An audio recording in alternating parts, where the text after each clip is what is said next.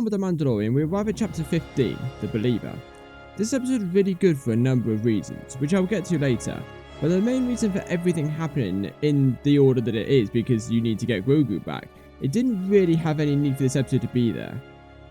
So what happens? In order to find Grogu, Mando and his crew enlist the help of an ex-Imperial SharpShooter played by Bill Burr, and they head to an Imperial mining facility to find the location of Moff Gideons' ship.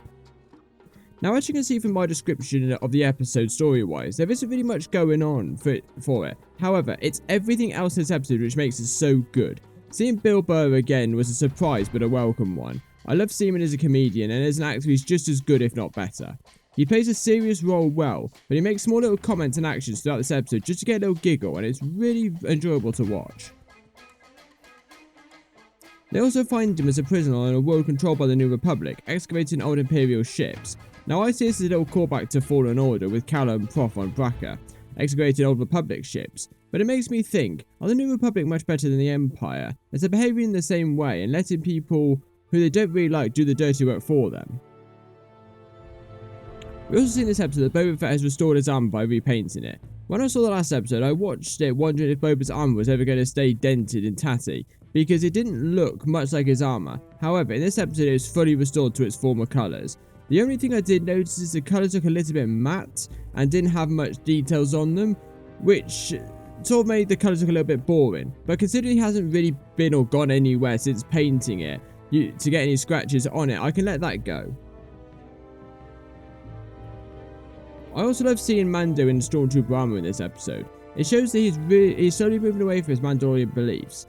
He even removed his helmet in front of others in this episode as well, which, as you know, I don't really like because I see Mando as like a Master Chief type character who's a guy in a suit, and it's clear that you've got to try and work him out just by his body language.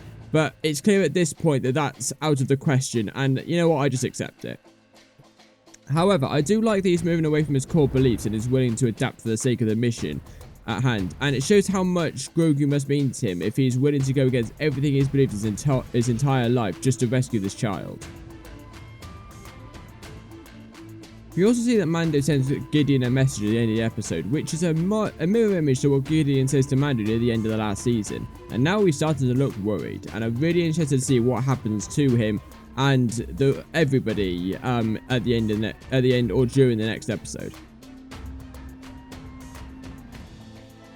I do want to make a theory for next episode, which is something I don't like to do, because I like to see what happens in the episode. But just take it as it is for now. However, I do think that Gideon is under the command of somebody else, and personally I do believe that somebody else is Thrawn. And I think that we'll see him make an appearance at the end of the season, maybe even just a voice cameo, because we haven't heard anything about an actor being hired to play him.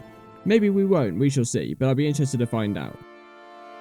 So overall, I really enjoyed this episode, but not for the story, but just for the other elements that the episode contained. So let's move to the next episode to see how Mando will get Grogu back.